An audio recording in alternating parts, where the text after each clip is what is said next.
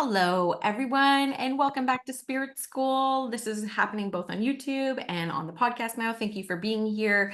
I'm excited to bring a new segment that's going to be a regular in Spirit School, the podcast, and Spirit School, the YouTube channel, where I'm going to be bringing on some of our long-standing collective members who I have been able to watch develop through the initiation or the collective membership and then thrive into really blooming careers and pathways and bodies of work that I think are unique, diverse, interesting. So these segments highlighting some of the Spirit School collective leaders and incredible members, I hope you will enjoy. I hope that you will find little pieces of your own experiences within their stories and the retellings of their stories. And I'm looking forward to bringing you diverse perspectives on spiritual journey. So thank you, Chloe, for being the first to be interviewed. Chloe Hagel, how are you doing here today? Hey, I'm doing so good, Danielle. Thank you for having me.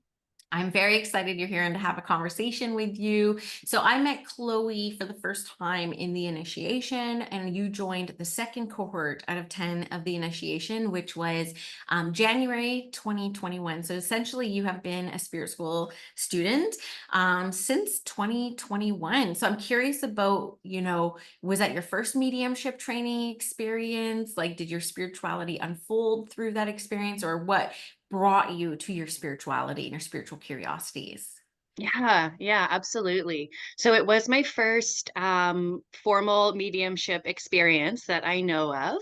Um, a lot was going on. A lot of gifts were coming online for me at that time, a lot of awareness. Although, like in hindsight, I do see that it's been like my whole life that I've been a very spiritual person, but just not so much, not so much aware of it until that time. I had been formally studying tarot for a while and astrology, and I found your podcast just like synchronistically, algorithmically, and just really felt called to sign up for your class because I wanted a more learn a more formal or structured way of connecting in with my ancestors. Yeah, I love that. So I was kind of curious about that because I know Chloe more as an astrologer. I've had a couple astrology readings with you. So I was curious if mediumship was a gateway into astrology or if maybe it was the other way. So it sounds like you were doing astrology tarot and then mediumship came into your awareness. So I'm curious if anything surprised you around mediumship training, if it's something that you still love to do or offer, or if it's something that helped you in what you're doing now for spirit. Yeah, it definitely does. At the time, like when I found your podcast, it was late 2020. So there was like a lot of intensity in the collective, and I was called to, look at end of life care or afterlife care, like what happens when you die, like all of these questions. And it is something that I still use in my practice, but I wanted the formal structure. So what I loved or what surprised me was you were able to, give us such like practical techniques, but then there was also this like spaciousness and this openness and this like, opportunity for sovereignty that you offer that like, this is how it works for me. This is how my abilities have unfolded, but your experience might be different. So for me, it was that perfect blend of like, here's the structure, but it might look different for you. And I was really able to blossom, to bloom in that container. I still practice mediumship, although it's pretty seasonal. I feel like autumn and winter are very much the time that I want to do all that ancestral work and supporting others with like connecting with their loved ones in the spirit realm and grief work and all of that. It's very seasonal, but I will now that I have that ability sort of figured out, I very much will receive ancestral messages sometimes when I'm looking at astrology charts. So that is surprising because, like, once you know the signs and how to connect, I'll be looking at like maybe the fourth house, which is related to ancestors. And then I'll start to, often receive messages from my astrology sitters, loved ones in the spirit realm.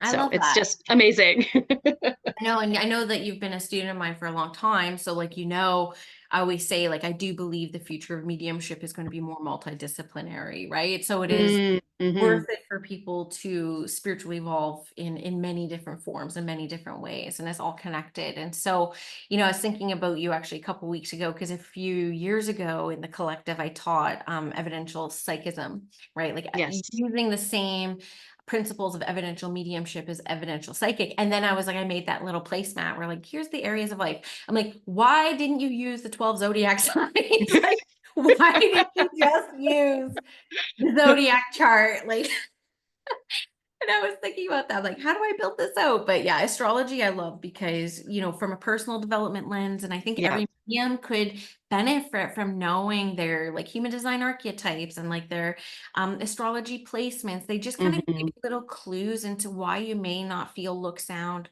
like the next medium. It's like we're all meant to be a little bit different. I think things like that can help highlight your uniqueness.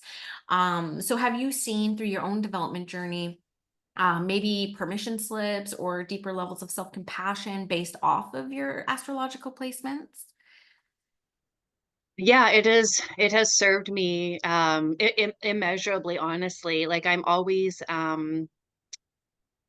able to embody deeper self acceptance, like, every time I tune into my chart, and it's absolutely, like, a lifelong learning experience. I have, yeah, a lot of seemingly oppositional energy or polarities that are active in my chart, but most people do, or a lot of people do, and just realizing that, it's just two sides of the same coin. I have, like, this call to public work, but I also feel like a very private person. I'm deeply emotional and intuitive, but also like very practical and logical. And yeah, before I was figuring out astrology, it's like, am I crazy? Like, how can I be so shy but so outgoing? But like many of us have that. So yeah, much deeper self acceptance for sure. Um, yeah, just reconciling or harmonizing all our different pieces. It's just been so rewarding. Yeah, I love that. And your astrology has been really eye-opening for me. In that you came to the Sacred Spirit Retreat this last year, you're coming back next year. Thank you for Yeah. that. And so, in our books that we get at the Sacred Spirit Retreat, I created a different book for every single retreat. And like astrology is always at the center of it. Like, what's your sun, moon, rising? Yeah.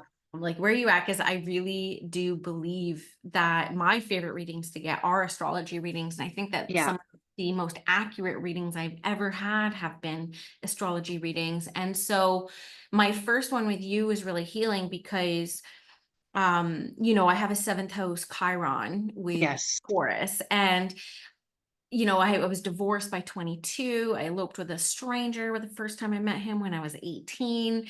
I've had just hot messes when it comes to like one-on-one friendships and relationships. It's like the biggest kind of struggle. I do great in groups. I have like a lot of beautiful things in my 11th house. So I do really good group stuff, but the Yeah. one-on-one always has been a bit of a sticking point for me. And you said something that completely just like opened my horizons and healed something within me around looking at that placement. Because I've always seen it as like, well, I just won't have really great friends. Like I Mm. just won't have these nurturing, incredible one-on-one relationships. So I am someone who typically keeps my distance in one-on-one settings where it's like I Yeah. do great in groups and I try to like, I don't go all in with people one-on-one because I have so many wounds around it, right? But then you Mhm. said something like, you're actually meant to heal through your one-on-one relationships. And as soon as I saw it like that, I have to say that these kind of resistances around that one-on-one intimacy, that friendship, I started becoming a lot more open, and a lot more willing to go deeper with people. Cause I've always felt like, well, you're not going to stick around anyway. So we'll just kind of like go as deep as we do. But then I started seeing like, ooh, this is an opportunity to break this cycle. This is an opportunity to like heal this shit, right? Yeah. Yeah. Essentially. Definitely. So that was really, really helpful. The other thing that you did astrologically for me last week was we celebrated 4 years as the Spirit School Mhm. Collective. And you were so sweet because you were like, I should run a chart for the collective. And we had to go back and look at the origin date, like, because yes, August 1st, 2020, I opened it up to the public, but I actually launched the membership July 18th. And you held up both charts. You're like, yes, it's for sure July 18th. Why? Why was that the date that you picked? And I'm just trying to get in the head of an astrologer here. Yeah, definitely. I did look at both charts, and it's so funny. Like the first one, which was just like more like the soft launch or the opening for the initiation members, had like the Cancer Sun and Cancer Moon. And that's like very much like private. And then a few weeks later, when it opened to the public, that chart had like a Leo sun and a Capricorn moon, which is like all about like public work and showing up. So there are so many like energetic signatures I could see in that later chart as well. Like there's definitely, I don't know, some truth to it, I could say. Like I could read that chart as well too, but I just had to call it. And I figured like it was open for the initiation members first. It wasn't like it didn't exist. It wasn't like it didn't open. So I just went for the first date for that reason. Because yes, there was that like in between time, but as long as people opened as long as it was open and the very first people to come in, the initiation members, I went with that for, yeah, for that reason, because it was the first chart. But I could see like definitely signatures for both, like that public and private thing that like so many of us yeah, are balancing really. Yeah, and I have to say, like, if like attracts like, I cannot believe how many Cancer placements I Yeah. attract. Like, and I only have a Cancer North Node, right? Yeah, yeah. Um, and you know, something else too that you kind of brought through, because I've always been really tripped up about my Cancer North Node, right? Where like Mm-hmm. I always seen it just in my maybe unsophisticated way, because I'm not an astrologer. I'm an astrology enthusiast, but I don't have the memory retention to be an astrologer. I think that memory lack of memory retention helps me in my mediumship because I Yeah. channel. We're definitely not recalling previous knowledge here, but I would say that, like, you know, I've always seen my Cancer North Node as being picking family over work. I don't know why. Mm, I've just always seen it like that.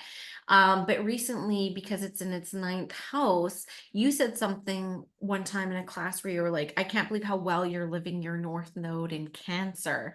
yeah. And I would tell you, in my lunar node return, which only happens every 18 years, I know, is when I quit my job. I knew I had 18 months Yes. these changes. And I Yes. really did back in the day see it as like I'm picking family over career. But then I ended up in a career that was more all encompassing than even the 9 to 5, right? Mm-hmm. So, Mm-hmm. you know, Yeah, anyway. it's Cancer is family for sure. It is your home and your lineage and your ancestry, but it's also like sanctuary and cycles and creating and holding safe spaces for people. And being that, Cancer, a water sign, is very intuitive and related to ancestry. Like for me, Cancer is like the mediumship sign, so that you have like a mediumship development circle, a community focused around mediumship, the ninth house being like philosophy and learning, like you bring that in beautifully. And the yeah, the gifts of your south node in Capricorn, like make a business about it. You can't not do that. Like that's the perfect blend of harmonizing that axis, I would say. We can't leave the south node behind, nor should we, but these are the gifts that we come in with. So that soul growth towards those Cancerian themes, but using some of those Capricorn gifts at the same time. It's just, yeah, so beautiful how you do that. Oh, thank you. I appreciate that. I've learned a lot from you through the astrology. One other thing that I noticed about you, so we've been lucky to have Chloe. I get asked in town in Squamish, it's a pretty small town, to come do readings at different events. I don't do those type of events anymore. I haven't for many, many years. But one thing I do is I bring in collective members to come provide readings for the Squamish public.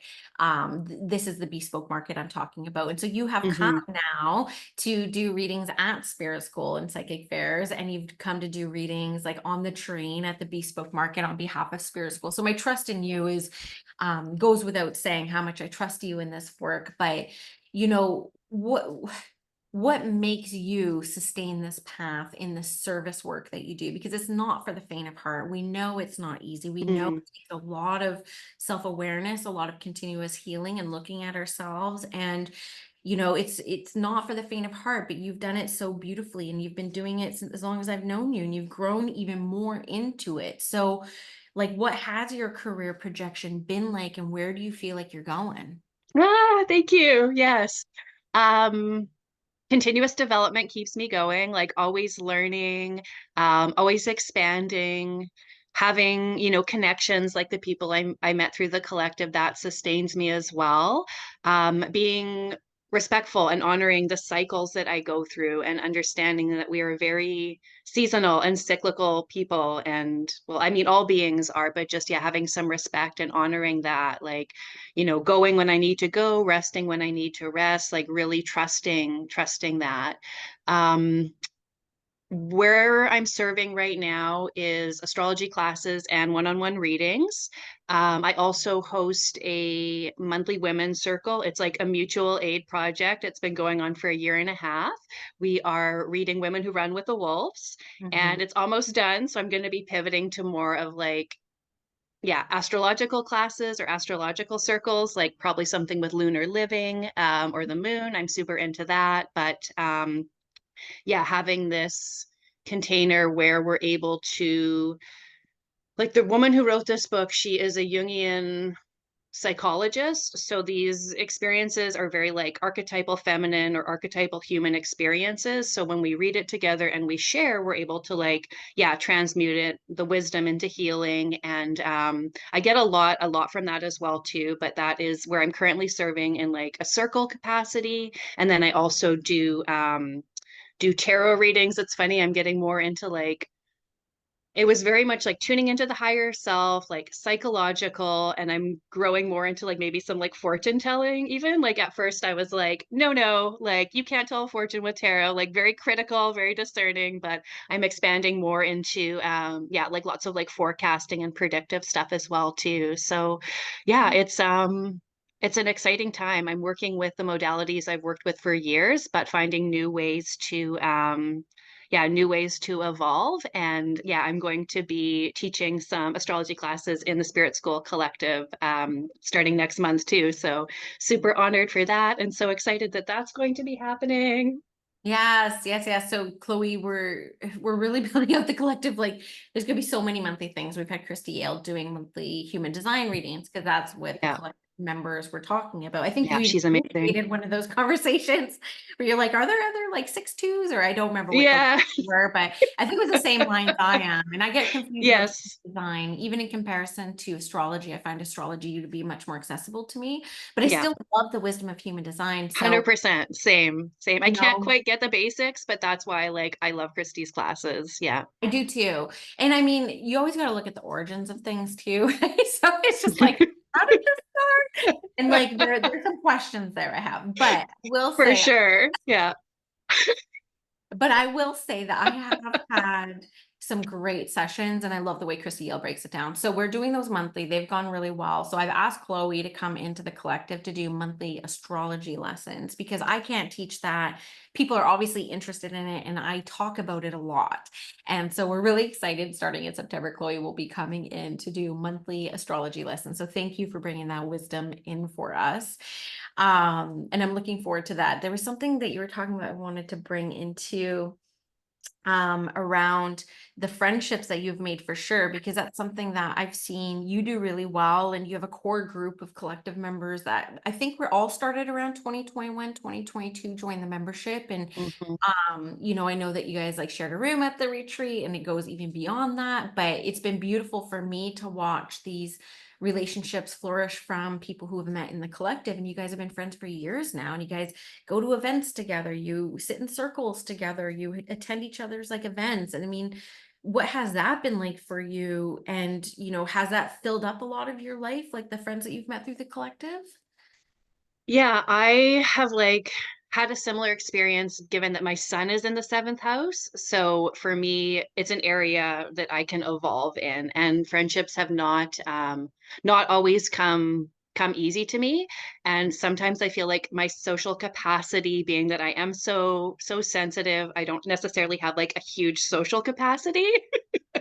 And I could be like definitely a slow burn in friendships for sure. But through the different yeah, like classes I've taken, it seems like I always come away with yeah, the different classes that you have taught and being in the membership, I always seem to come away with like one really close friend. And then like over the years I've been able to yeah, to build that up through your like setting up our mini masterminds and the calling, like I was able to connect in with people there, or yeah, through the initiation and different classes and programs. So yeah, like there's something about the people that you attract, and we're able to have different values, have different beliefs, but we're able to yeah, come together with these yeah, these this common goal of of wanting to connect in with others and yeah, being open on the development path. So I just yeah, have met the most wonderful people through your membership, through your programs and yeah, it's funny looking back now. I have like so many friends from the group and we do get to yeah, do some things in person and support each other's work and that sort of thing. So I don't know how you do it, but you attract like the most amazing members and students. I've always said that because I've attended mediumship development stuff. I mean, since I was 30, I'm like 42, 43 now. So it's like, for a while now. And I can see how lucky I am. I just seem to attract some really high level, grounded, spiritual, humanitarian type people, which I think is really important to me. And I want to say too, one thing I really wanted to ask you about, and I don't know this about you personally, it's just Mm, something that I recognize. And I think that we both share this, is like we both have real big social justice hearts, right? mm. Accessibility, equality. This is something we're both incredibly passionate about. Now, I credit my social justice heart to Tupac.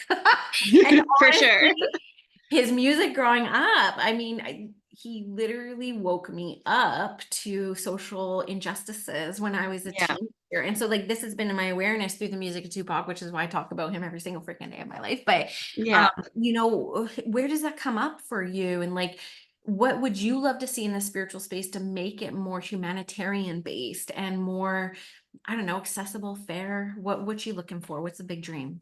Yeah. Wow. That's such a big question. Yeah, people don't necessarily realize how like militant Tupac was. I definitely see him as like an ascended master type person, energy for sure. Um, You don't have to say that just because of me. No kidding. Teasing. no, that's like, I remember the early days of listening to your podcast, and I'll try to remember to answer your question. But what's coming up for me is like, yeah, you gave some examples, and I just like, I was really resonating. Like, you said something like, some of the angel cards were a bit corny, and like, you were loving Tupac, and you have some like intuition from the dad side of the family. And I was just, yeah, really, I don't know, really saw myself in the things that you shared. But, yeah, it's just so funny. You never know what's gonna like hook someone in. And the people in the collective, there's like, yeah, there's no competition. We all just like want to support each other and see each other do well. And I don't know how, yeah, how there's none of that like that competition, which I think is so yeah, prevalent in spiritual spaces or in an ego and in development spaces, right? But yeah, for me, keeping things accessible is definitely a top value, a top priority for me. I mean, we're all a work in progress, so definitely you know, progress, not perfection, right? Like just keep going and try to embody our values the best that we can. I have like an interesting axis in my astrology where I have the Aquarius sun and Leo rising. So there's a lot of like ego and power that I embody, but then also like responsibility and altruism. So yeah, using that power for good is important to me. I do think that things are getting more accessible for sure. Just in the time that like I've been developing and I've been yeah really invested in spirituality, I can see that there's a lot of options that aren't just cults, right?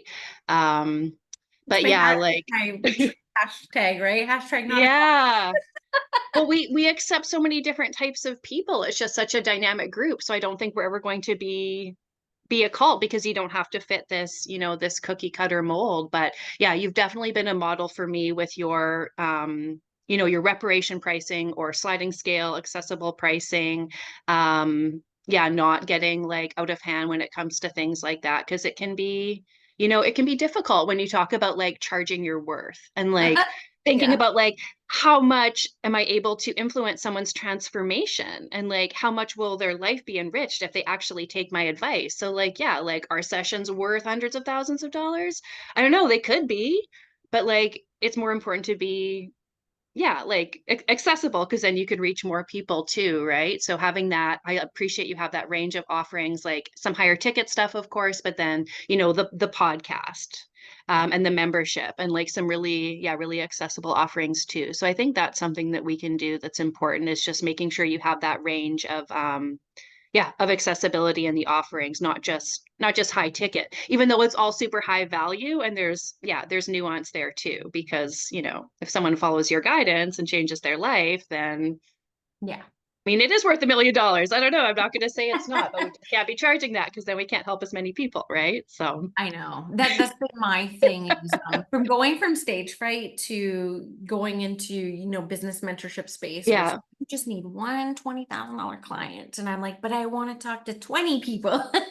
for I don't sure. want to just talk to one person. I would get Yeah. very bored very quick. And, I haven't done one-on-one work for a couple of years other than, the readings that I do that are mostly pro bono, but I appreciate you saying that. And that's something that I just see in you too. And I know pseudo, we've talked about a couple times in the collective, right?